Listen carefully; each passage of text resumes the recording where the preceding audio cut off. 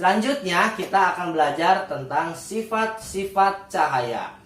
Nah, sifat-sifat cahaya ini dia memiliki 4 ya, ada 4 poin. Yang pertama, cahaya ini dia merambat lurus. Jadi tidak berbelok, tidak belok-belok, tapi cahaya itu merambat lurus. Nah, yang kedua, cahaya ini menembus benda yang bening. Yang ketiga, cahaya dapat dipantulkan. Yang keempat, cahaya dapat dibiaskan. Dan yang kelima, cahaya ini dapat diuraikan. Nah, itu dia poin besar tentang sifat-sifat cahaya. Oke, yang pertama kita bahas tentang cahaya dapat merambat lurus. Berkas cahaya ini dia merambat lurus ya, atau berjalan dengan lurus. Sebagai contoh ialah cahaya matahari yang dapat menembus jendela kita ataupun lampu sorot di lapangan sepak bola. Kemudian berkas cahaya yang berasal dari proyektor film yang dipancarkan ke arah layar dan dari cahaya lampu senter. Nah, semua cahaya-cahaya itu dia dapat merambat lurus ya tentunya. Dia dapat dibelokkan kecuali ada benda yang dapat dipantulkan. Jadi cahaya ini untuk sifat yang pertama, dia merambat atau berjalan secara lurus. Entah itu ada benda yang menghalanginya ataupun tidak ada yang menghalanginya, tetap cahaya itu akan merambat secara lurus. Oke, itu dia tentang yang pertama, cahaya merambat lurus. Oke, selanjutnya sifat yang kedua yaitu cahaya dapat menembus benda bening. Benda bening merupakan benda yang dapat ditembus oleh cahaya. Sebagai contohnya ialah ada gelas kaca, akuarium, dan kaca jendela. Begitupun dengan benda-benda bening lainnya. Sebagai contoh, ikan di akuarium dapat terlihat dengan jelas. Itu karena akuarium dan air di dalamnya merupakan benda yang bening, sehingga kita dapat melihat ikan-ikan sedang berenang-renang dengan sangat jelas sekali ya di akuarium tentunya. Nah, adapun benda yang tidak dapat ditembus oleh cahaya yaitu disebut dengan benda gelap. Nah, benda gelap ini contohnya ialah seperti papan, buku, ataupun benda-benda lainnya yang tidak dapat meneruskan cahaya. Nah, benda gelap yang dikenai cahaya tidak akan diteruskan, melainkan akan membentuk bayangan. Seperti halnya sinar matahari yang masuk ke rumah kita akan menyinari depan rumah kita atau menyinari ke arah pintu. Tentu pintu itu merupakan benda gelap, sehingga cahaya tidak akan masuk melalui pintu, melainkan cahaya akan membentuk bayangan dari pintu itu sendiri. Nah, itu dia tentang sifat yang kedua. Selanjutnya yaitu sifat yang ketiga, cahaya dapat dipantulkan. Cahaya dapat dipantulkan pada benda-benda yang memiliki permukaan yang mengkilap, seperti permukaan air dan cermin.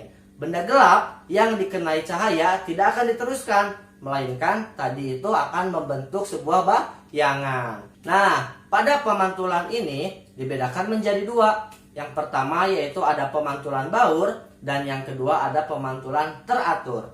Untuk pemantulan baur terjadi jika cahaya mengenai benda yang memiliki permukaan yang kasar dan bergelombang.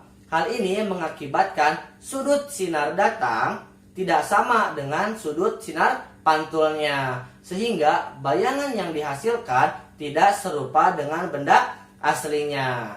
Untuk yang kedua yaitu pemantulan teratur, hal ini akan terjadi jika cahaya mengenai benda yang memiliki permukaan rata dan mengkilap. Hal ini mengakibatkan sudut sinar datang akan sama dengan sudut sinar pantulnya. Misalnya, pemantulan pada cermin dan pemantulan pada permukaan air yang sedang tenang. Jadi kalau airnya bergelombang atau sedang deras, itu tidak akan terjadi pemantulan secara teratur, melainkan akan terjadi pemantulan secara baur. Nah, pemantulan pada cermin juga dibedakan menjadi 3, yaitu pemantulan pada cermin datar, cembung, dan cekung. Oke, sekarang mari kita lihat bagaimana bentuk bayangan atau sifat-sifat bayangan yang terjadi pada ketiga cermin tersebut. bayangan yang akan terjadi pada cermin datar ialah yang pertama, bayangan akan berbentuk tegak dan bersifat semu atau maya. Yang kedua, besar dan tinggi bayangan sama dengan besar dan tinggi benda aslinya. Yang ketiga, jarak benda dengan cermin akan sama dengan jarak bayangan ke cermin. Yang keempat, bagian kanan bayangan merupakan bagian kiri pada benda sesungguhnya, atau begitupun sebaliknya. Nah, contoh cermin datar ini yang pertama yaitu seperti cermin rias, cermin kaca jendela, dan permukaan air yang tenang. Nah, itu dia tentang bayangan yang terjadi pada cermin datar. Yang kedua yaitu bayangan pada cermin cekung. Yang pertama, jika letak benda amat sangat dekat dari cermin, maka bayangan tersebut akan tegak, lebih besar, dan bersifat semu atau maya. Yang kedua, jika letak benda cukup jauh dari cermin, maka bayangannya akan nyata, terbalik, dan diperbesar. Dan yang ketiga, jika letak benda sangat jauh dari cermin, maka bayangannya akan nyata, terbalik, dan diperkecil. Contoh cermin cekung yang sering kita jumpai ialah yang pertama, bagian cekung pada sendok. Yang kedua, ada bagian dalam pada senter. Dan yang ketiga yaitu bagian dalam pada lampu mobil. Nah, itu dia bayangan yang terjadi pada cermin cekung. Selanjutnya yang terakhir yaitu bayangan pada cermin cembung. Bayangan pada cermin cembung ini, yang pertama bayangannya akan tegak. Yang kedua, ukuran bayangan akan lebih besar dari benda aslinya. Dan yang ketiga, bayangan tersebut akan bersifat semu atau maya. Contoh cermin cembung yang sering kita jumpai, yang pertama yaitu ada di bagian cembung sendok. Yang kedua, kaca spion mobil. Dan yang ketiga yaitu kaca yang berada di tikungan jalan. Nah, itu dia teman-teman tentang beberapa bayangan yang terjadi kepada 3 cermin tersebut. Yang keempat yaitu cahaya dapat dibiaskan. Jika cahaya merambat melalui 2 medium yang berbeda kerapatannya, atau cahaya yang merambat dari udara dan masuk ke dalam air, nah maka akan terjadi pembelokan cahaya atau pembiasan. Yang terakhir, yang kelima yaitu cahaya dapat diuraikan. Cahaya putih seperti cahaya matahari dan cahaya senter yang dilewati oleh benda-benda tertentu akan mengalami penguraian warna. Contoh benda yang dapat menguraikan cahaya putih ialah prisma kaca dan titik-titik air. Jadi ada 2 benda yang dapat menguraikan cahaya. Yang pertama ada prisma dan yang kedua yaitu ada titik-titik air. Hasil penguraian warna seperti merah, jingga, kuning, hijau, biru, nila, dan ungu. Nah, susunan warna tersebut disebut juga dengan spektrum warna. Salah satu peristiwa penguraian cahaya yang sering kita jumpai ialah terbentuknya sebuah pelangi.